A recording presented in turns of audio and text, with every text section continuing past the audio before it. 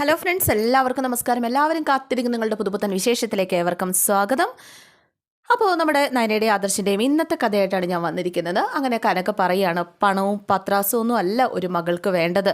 ഒരവശത വന്നു കഴിഞ്ഞിട്ടുണ്ടെങ്കിൽ, ഒന്ന് വീണ് കഴിഞ്ഞിട്ടുണ്ടെങ്കിൽ അവരെ നോക്കാനുള്ള മനസ്സ്, അതാണ് ഒരു മരുമകൾക്ക് വേണ്ടത്. എൻ്റെ മൂത്ത മോൾക്ക് അതുണ്ടെന്ന് ഞാൻ ഒരിക്കലും പറയില്ല. പക്ഷേ എൻ്റെ നയനമോള് വഴിയിൽ കിടക്കുന്ന ഒരു പുഴു അരിച്ചൊരു മൃഗം കിടന്നാൽ പോലും അതിനെ പോലും പരിപാലിക്കുന്ന കൂട്ടത്തിലുള്ളതാണ്. എന്തായാലും നിങ്ങൾക്ക് യോഗമില്ലാതായി പോയി. അങ്ങനെ ഒരു മരുമകളെ നിങ്ങൾ ഈ രീതിയിൽ പുറന്തള്ളിയാൽ നിങ്ങൾ ഇതിനെ അനുഭവിക്കുക തന്നെ ചെയ്യും. അപ്പോഴേക്കും മുത്തശ്ശനോട് ചോദിച്ചു, ഇദ്ദേഹത്തിനൊന്നും പറയാനില്ലേ?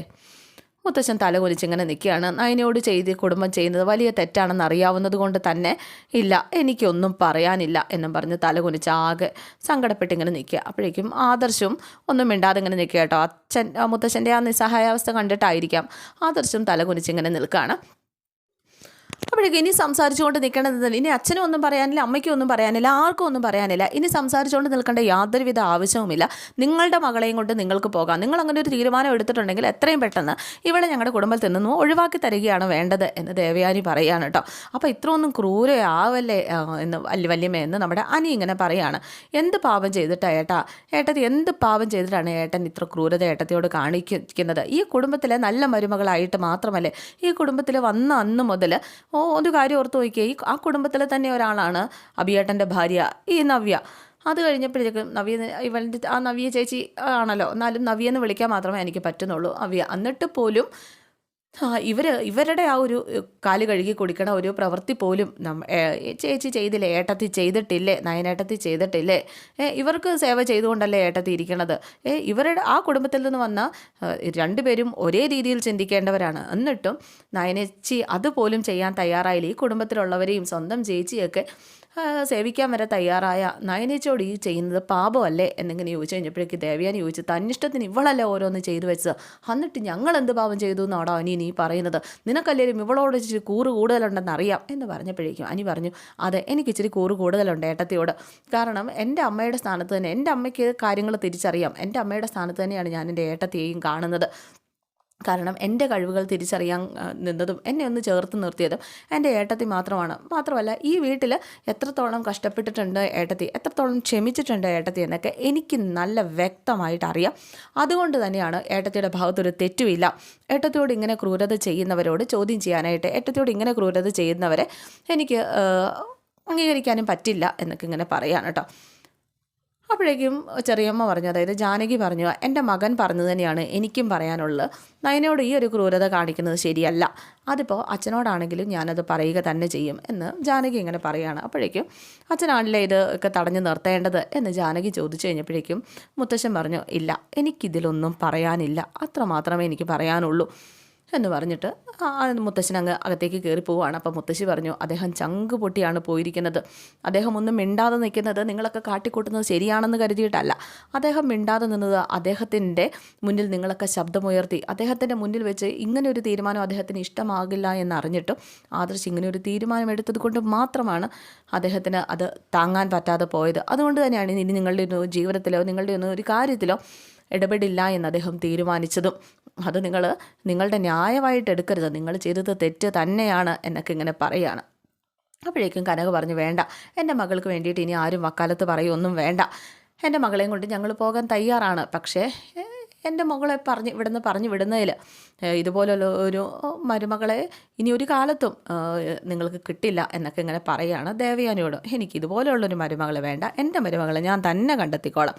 നിങ്ങളിവളെ കൊണ്ടതിന് ശേഷം എത്രയും പെട്ടെന്ന് ഡിവോഴ്സിനുള്ള കാര്യങ്ങളൊക്കെ ഒന്ന് നീക്കിയാൽ മാത്രം മതി എന്ന് പറഞ്ഞു കഴിഞ്ഞപ്പോഴേക്കും നമ്മുടെ ആദർശ് അന്തം വിട്ട് അമ്മയെ ഇങ്ങനെ നോക്കുകയാണ് കേട്ടോ. എന്താടാ നിൻ്റെ അഭിപ്രായം അത് തന്നെയല്ലേ എന്ന് ചോദിച്ചു കഴിഞ്ഞപ്പോഴേക്കും ആദർശ് ഇഷ്ടക്കേടോടുകൂടി എന്ന് പറഞ്ഞാൽ മനസ്സോടെയാണെങ്കിലും അതെ, എൻ്റെയും അഭിപ്രായം അത് തന്നെയാണ്. എൻ്റെ അമ്മയെ തള്ളിക്കളഞ്ഞിട്ട് എനിക്കൊരു അഭിപ്രായവുമില്ല. എൻ്റെ അമ്മയെ കളഞ്ഞിട്ട് അല്ലെങ്കിൽ എൻ്റെ അമ്മയെ ധിക്കരിച്ചുകൊണ്ട് ഞാൻ ജീവിക്കുമെന്ന് ആരും വിചാരിക്കാൻ വേണ്ട. എൻ്റെ ജീവിതം എന്ന് പറയുന്നത് എൻ്റെ അമ്മയ്ക്ക് വേണ്ടിയുള്ളതാണ്, അത്രമാത്രം അറിഞ്ഞാൽ മതി എന്ന് ആദർശ് ഇങ്ങനെ പറയണം. അപ്പോഴേക്കും ദേവയാനി വിജയച്ചിരിയോട് കൂടിയിട്ട് ഇങ്ങനെ നിൽക്കുകയാണ് കേട്ടോ. അപ്പോൾ ഇനി ആരും തർക്കിക്കുകയൊന്നും വേണ്ട, എൻ്റെ മകളെ ഇവിടേക്ക് വേണ്ടിയിട്ട് ഒന്നും ആരും തർക്കിക്കുകയൊന്നും വേണ്ട, എൻ്റെ മകളെ ഞങ്ങൾ കൊണ്ടുപോയിക്കോളാം എന്ന് പറഞ്ഞിട്ട് നമ്മുടെ ദേവയാനി പറഞ്ഞപ്പോഴേക്കും നിൻ്റെ ഒരു മകളെ മാത്രമല്ല, നിനക്ക് ഒരു മകളൂടി ഇവിടെയുണ്ട്, അതിനെയും ഞങ്ങൾ ആരും അംഗീകരിച്ചിട്ടില്ല. അപ്പോൾ എൻ്റെ ആ മകളെയും കൊണ്ടുപോകാൻ ഞാൻ തയ്യാറാണ്. പോരെ, വിട്ടേരെ, എൻ്റെ മക്കളെ ഞാൻ കൊണ്ടുപോക്കണം, അവിടെ എന്തായാലും ഒരു പട്ടിണിക്ക് കിടക്കൊന്നുമില്ല എന്ന് പറഞ്ഞു കഴിഞ്ഞപ്പോഴേക്കും അതറിയാം, ആരെയും വളച്ചു ചുറ്റി അടുത്ത കൊമ്പത്ത് പിടിക്കാനായിട്ട് മക്കളെ പറഞ്ഞു വിടുമല്ലോ കനക എന്ന് പറഞ്ഞു കഴിഞ്ഞപ്പോഴേക്കും ഞാൻ പോകാൻ നിൽക്കുകയാണ്, എന്നെക്കൊണ്ട് കൂടുതലൊന്നും പറയിപ്പിക്കരുത് എന്ന് കനക ദേഷ്യത്തോട് കൂടിയിട്ട് ഇങ്ങനെ പറയുകയാണ് കേട്ടോ. എന്നിട്ട് നവിയോട് പറഞ്ഞു, വാ നവിയെ, നീ ഇവിടെ നിൽക്കുന്നതുകൊണ്ട് വലിയ അർത്ഥമുണ്ടെന്ന് തോന്നുന്നില്ല, നീയും വരാൻ പറഞ്ഞപ്പോഴേക്കും നവി ചോദിച്ചു, ഞാൻ എന്തിനും ഇവൾക്ക് വേണ്ടിയിട്ട് എൻ്റെ ജീവിതം കളയണം? ഞാൻ എന്തായാലും എൻ്റെ ഭർത്താവിൻ്റെ വീട്ടുകാരുടെയോ ഇഷ്ടമില്ലാതെ ഞാനൊരിക്കലും മറ്റൊരിടത്തേക്കും പോയിട്ടുമില്ല. ഞാൻ എന്തായാലും ഒരു ചെളി ചവിട്ടാനും പോയിട്ടില്ല, ആർക്കും ഒരു നാണക്കേട് വരുത്തി വെച്ചിട്ടുമില്ല. പിന്നെ എന്നെ വിവാഹം കഴിപ്പിച്ചയച്ച വീട് ഇതാണ്, ഇവിടെ നിന്ന് ഞാൻ അങ്ങനെ പോകുമെന്ന് ആരും വിചാരിക്കുകയും വേണ്ട എന്ന് ജലജയോടും നവിയോടും കൂടി ഇങ്ങനെ പറയാണ്. അവസാനം ജലജ പറഞ്ഞാൽ, നീ അങ്ങനെ പോകില്ലാന്ന് എനിക്കറിയാം, നീ ഒഴിയാബാധയാണല്ലോ, ഒഴിയാബോധ. എന്ത് ബാധയാണെങ്കിലും എൻ്റെ വയറ്റിലൊരു കുഞ്ഞുള്ളിടത്തോളം കാലം ഞാൻ ഇനി വരില്ല. നിങ്ങൾ എന്താ അമ്മയെ ഈ പറയുന്നത് എന്ന് ചോദിച്ചു കനകയോട് ചോദിക്കുകയാണ്. എൻ്റെ വയറ്റിലൊരു കുഞ്ഞുണ്ട്, ഞാൻ ആ കുഞ്ഞിനെ കൊണ്ടുവന്നിട്ട് എൻ്റെ ഭാവി എന്താകും എന്നൊക്കെ ഇങ്ങനെ ചോദിച്ചപ്പോഴേക്കും ഉത്തരം മുട്ടിയിട്ടോ. അവസാനം കനക പറഞ്ഞു, നീ പറഞ്ഞാലും കാര്യമുണ്ട്, എന്തായാലും നയനമോളെ ഇനി ഇവിടെ നിർത്താനാവില്ല, ഞങ്ങൾ പോവുകയാണ് എന്ന് പറഞ്ഞിട്ട്, ബാ ഗോവിന്ദേട്ട, ഇനി എന്തിനാ ഇവിടെ നിൽക്കുന്നത്, ബാ നയനമോളെ എന്നും പറഞ്ഞിട്ട് കനക വിളിച്ചുകൊണ്ട് പോകാനായിട്ട് തുടങ്ങി കഴിഞ്ഞപ്പോഴേക്കും ആദർശിൻ്റെ അരികിലേക്ക് ഈ ഗോവിന്ദൻ ഇങ്ങനെ വരികയാണ്. അതായത് നയനയുടെ അച്ഛൻ വന്നിട്ട്, ആദർശ് മോനെ, ഇപ്പോൾ ഒരുപാട് സങ്കടമുണ്ട്, പക്ഷേ ഞാൻ ഇന്നത്തെ ദിവസം രാവിലെ ഒരുപാട് സന്തോഷിച്ചിരുന്നു. മോൻ അങ്ങോട്ടേക്ക് വന്ന് അവൾ രണ്ടുപേരും കൂടെ ഒരുമിച്ചിരുന്ന് ഫുഡ് കഴിക്കുന്ന കണ്ടപ്പോൾ, അവളുടെ കൂടെ ചെളിയിലൊക്കെ ചവിട്ടനൊക്കെ കണ്ടു കഴിഞ്ഞപ്പോഴേക്കും ശരിക്കും എൻ്റെ വീട്ടിലെ ഒരു മരുമകനായി നീ മാറി എന്ന് ഞാൻ വിചാരിച്ചിരുന്നു. പക്ഷേ എല്ലാം വെറുതെ ആയിരുന്നു. സാരമില്ല, എല്ലാം ദൈവത്തിൻ്റെ വിധിയായിരിക്കാം, ഇത് ദൈവത്തിൻ്റെ വിഹിതമാണെങ്കിൽ അത് ഞാൻ അംഗീകരിക്കാൻ തയ്യാറാണ് എന്നിങ്ങനെ പറഞ്ഞു കഴിഞ്ഞപ്പോഴേക്കും ഉണ്ടല്ലോ നമ്മുടെ ജലജ, ഓഹോ, അപ്പോൾ നിങ്ങൾ വിചാരിച്ചുല്ലേ നിങ്ങളുടെ മരുമകനെ അങ്ങനെ പൂർണ്ണമായിട്ട് നിങ്ങളങ്ങ് എടുക്കാമെന്ന് വിചാരിച്ചതായിരുന്നല്ലേ? അല്ല, ആശയം വെറുതെ ആയി കേട്ടോ ഇവരുടെയൊക്കെ മനസ്സിലിരിപ്പ് കേട്ടോ ഏട്ടത്തി എന്നൊക്കെ ചോദിച്ചു ദേവയാനി. ആ മനസ്സിലിരിപ്പൊക്കെ അവിടെ ഇരിക്കത്തേ ഉള്ളൂ, എൻ്റെ മോൻ ഞാൻ പറയുന്നതേ കേൾക്കുള്ളൂ, ഞാൻ പറയുന്നത് മാത്രം എന്ന് പറഞ്ഞിങ്ങനെ. പിന്നെ കൂടുതൽ സംസാരിക്കാനൊന്നും നിൽക്കണ്ട, കൂടുതൽ ഡയലോഗ് അടിച്ച് എൻ്റെ മോനെ സങ്കടപ്പെടുത്താമെന്ന് നിങ്ങളുടെ വിചാരമെങ്കിൽ അവനൊരു തീരുമാനമെടുത്തതാണ്. ഇനി നിങ്ങൾ കൂടുതൽ സങ്കടപ്പെടുത്താനൊന്നും നിൽക്കേണ്ട. പിന്നെ നിങ്ങൾ വലിയ 3 അറ്റാക്ക് വന്ന മനുഷ്യനാണോ, എന്തൊക്കെയായിരുന്നു പറച്ചിൽ, അതൊക്കെ വെറും പച്ച കള്ളമാണെന്ന് ഞങ്ങൾക്കൊക്കെ മനസ്സിലായി. 3 അറ്റാക്ക് വന്ന ആൾ, എൻ്റെ പൊന്നി ചേച്ചി, അതൊക്കെ വെറുതെ അല്ല. ഈ 3ാമത്തെ അറ്റാക്ക് വന്ന ചത്തുപോകും, മരിച്ചു പോകും എന്നൊക്കെയാണ് നമ്മൾ പറഞ്ഞു കേൾപ്പിച്ചേക്കുന്നത്. ഇതെന്താ ചിരഞ്ജീവിയാണോ 3 അറ്റാക്ക് വന്നിട്ട് ഒരു കുഴപ്പമില്ലാതെ ഇങ്ങനെ നിൽക്കാനായിട്ട് എന്നൊക്കെ പറഞ്ഞ് ജലജ കളിയാക്കി കഴിഞ്ഞപ്പോഴേക്കും, ഞാൻ എൻ്റെ മകളെയും കൊണ്ട് പോകാൻ പോകുന്നത് കൊണ്ട് ഞാനിതിന് മറുപടി പറയുന്നില്ല. ഗോവിന്ദേട്ടാ, ഇനി ഇവിടെ നിന്നിട്ട് കാര്യമില്ല, മനസാക്ഷിയില്ലാത്ത മനുഷ്യരാണ് ഇവിടെ താമസിക്കുന്നത്, മനുഷ്യരല്ല മൃഗങ്ങളാണ് ചിലരൊക്കെ. നമ്മളുടെ മകൾക്ക് പറ്റിയ ഒരു വീടല്ല ഇത് എന്നൊക്കെ പറഞ്ഞിട്ട് വിളിച്ചുകൊണ്ട് അങ്ങോട്ട് പോവുകയാണ് കേട്ടോ. അപ്പോഴേക്കും ആദർശിന് ഒരു നോട്ടം നോക്കുന്നുണ്ട് നയന. അങ്ങനെ നയന അങ്ങ് പോവുകയാണ്. ആദർശ് ഒന്നും മിണ്ടുന്നില്ല. നയന നോക്കിക്കഴിഞ്ഞപ്പോഴേക്കും ആദർശ് മുഖം തിരിച്ചിങ്ങനെ നിൽക്കുകയാണ് കേട്ടോ. അപ്പോൾ കടൽ കാറ്റി നെഞ്ചെന്നുള്ള പാട്ടൊക്കെ കേട്ട് നയന അങ്ങനെ പുറത്തേക്ക് ഇറങ്ങി പോവുകയാണ്. നയനയുടെ മനസ്സിലേക്ക് ഇവർ തമ്മിൽ ഒരുമിച്ച് കഴിഞ്ഞ ഒരുപാട് നല്ല നിമിഷങ്ങൾ, രണ്ടുപേരും കൂടി ആ കണ്ടപ്പം പോലെയുള്ള ആ ഒരു തല്ലും വഴക്കും യാദൃശ്ചികമായിട്ടുള്ള കണ്ടുമുട്ടലുകളും അതിനുശേഷം ഉണ്ടായ അവർ കടൽ തീരത്തു കൂടി അവൻ കൊണ്ടുപോയതും അതൊക്കെ ഇങ്ങനെ മനസ്സിലൂടെ ഓർമ്മ വരികയാണ് കേട്ടോ. അങ്ങനെ കരഞ്ഞുകൊണ്ട് ആ മഴയത്തേക്ക് ഇറങ്ങാനായിട്ട് ഇങ്ങനെ തുടങ്ങുകയാണ്. എന്നിട്ട് ആ വീടൊന്ന് തിരിഞ്ഞ് നോക്കുന്നുണ്ട്. പോട്ടെ മോളെ, സാരമില്ല, ഇവർക്ക് യോഗ്യതയില്ല, ഇവർക്ക് അർഹതയില്ല, നിന്നെപ്പോലൊരു മരുമകളെ കിട്ടാനായിട്ട് ഇവർക്ക് അർഹതയില്ല, അതുകൊണ്ടാണ് ഇവർക്ക് ഇങ്ങനെയൊക്കെ ചിന്തിക്കാനായിട്ട് തോന്നുന്നത് എന്നൊക്കെ ഇങ്ങനെ പറയുകയാണ്. അങ്ങനെ പുറത്തേക്ക് ഇറങ്ങി വന്നു കഴിഞ്ഞപ്പോഴാണ് ഇവർക്ക് മുന്നിലേക്കൊരു കാറ് വന്നങ്ങ് നിൽക്കുന്നത്. അപ്പോൾ കാറിൽ നിന്നും ഇറങ്ങുന്ന ആളെ കണ്ട് ഇവർ അന്തം വിട്ടിങ്ങനെ നിൽക്കുകയാണ് കേട്ടോ. ഇറങ്ങിയത് മറ്റാരുമല്ല, നമ്മുടെ ആദർശിൻ്റെ അച്ഛൻ തന്നെയാണ്. അപ്പോൾ പുതിയൊരാളാണ് ആദർശിൻ്റെ അച്ഛനായിട്ട് വന്നിരിക്കുന്നത്. വേറെ പല സീരിയലിലൊക്കെ അഭിനയിച്ചിട്ടുള്ള ഒരാളാണ്. അപ്പോൾ ഇനി മുതൽ ഇതാണ് ആദർശിൻ്റെ അച്ഛൻ എന്ന് എഴുതി കാണിച്ചുകൊണ്ടാണ് പിന്നെ അവിടെ തുടങ്ങുന്നത്. അദ്ദേഹം വന്നിട്ട്, മോളെ, ഇതെന്താ നിങ്ങൾ മഴയൊക്കെ നനഞ്ഞിട്ട്, ഇതെന്താ ഈ രാത്രിയിൽ നിങ്ങളിവിടെ എന്നൊക്കെ ചോദിക്കുകയാണ്. അപ്പോഴേക്കും കനക അതൊക്കെ സങ്കടത്തോടു കൂടി, ഇല്ല സാറേ, ഞങ്ങൾ പോവുക എന്നിങ്ങനെ പറഞ്ഞ്, ബാ മോളെ പോകാം എന്നൊക്കെ പറഞ്ഞു കഴിഞ്ഞപ്പോഴേക്കും, നിങ്ങളവിടെ നിന്നേ, എന്താ സംഭവിച്ചതെന്ന് പറയും, ഇതൊരു പന്തിയല്ലല്ലോ എന്നിങ്ങനെ ചോദിച്ചു കഴിഞ്ഞപ്പോഴേക്കും ഗോവിന്ദൻ പറഞ്ഞു, അകത്ത് പോയി ചോദിച്ചാൽ മതി, അവർ പറയുമല്ല, ഞങ്ങൾ പോവാണ് സാറേ എന്നൊക്കെ പറഞ്ഞിട്ട് പോകാനായിട്ട് എല്ലാവരോടും യാത്ര പറഞ്ഞിറങ്ങിയതാണ്. ചെയ്തു തന്ന ഉപകാരങ്ങൾക്കൊക്കെ ഒത്തിരി നന്ദിയുണ്ട്. സാറൊക്കെ എൻ്റെ മകളെ നല്ല രീതിയിൽ മാത്രമേ നോക്കിയിട്ടുള്ളൂ. എൻ്റെ മകളെ മരുമകളായിട്ട് തന്നെ അംഗീകരിച്ചിട്ടും കണ്ടിട്ടും ഒക്കെ ഉണ്ട്. ഒരുപാട് നന്ദിയുണ്ട് എന്നൊക്കെ പറഞ്ഞ് ഇവർ പോകാൻ തുടങ്ങി കഴിഞ്ഞപ്പോഴേക്കും നയനമോൾ അവിടെ ഒന്ന് നിന്നേ.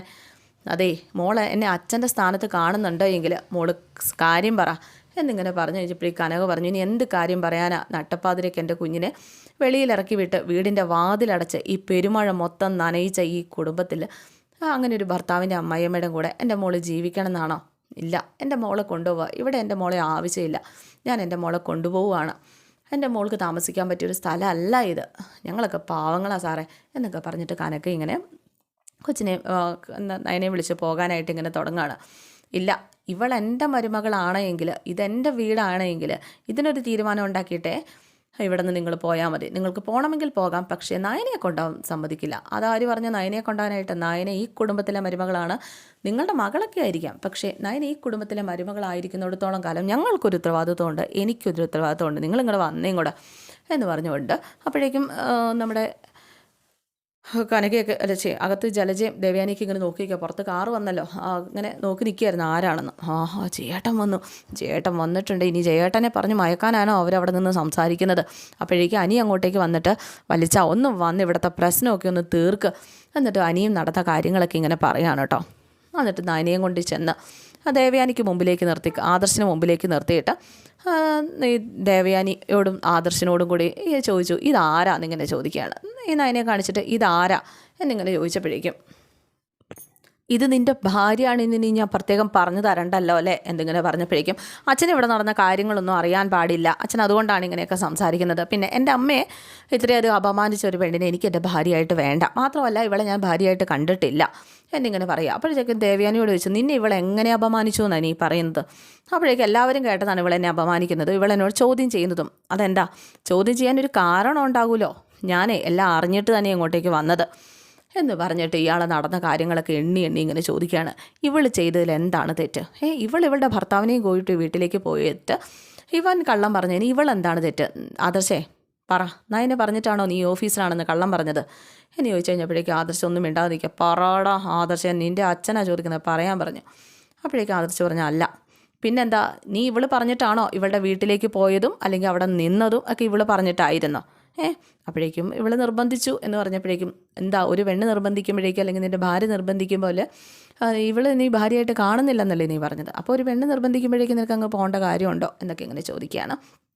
ആദർശം ഉത്തരവില്ല കേട്ടോ, ഉത്തരം മുട്ടി ഇങ്ങനെ നിൽക്കുകയാണ്. അപ്പോൾ ഇതൊക്കെയാണ് ഇന്നത്തെ വിശേഷം. എന്തായാലും നയനയെ അകത്ത് കയറ്റാൻ തന്നെ നമ്മുടെ ഈ ജയബാലൻ തീരുമാനിക്കുകയാണ്. അപ്പോൾ എല്ലാവർക്കും ഇഷ്ടമായെന്ന് വിചാരിക്കുന്നു. C okay, thank you.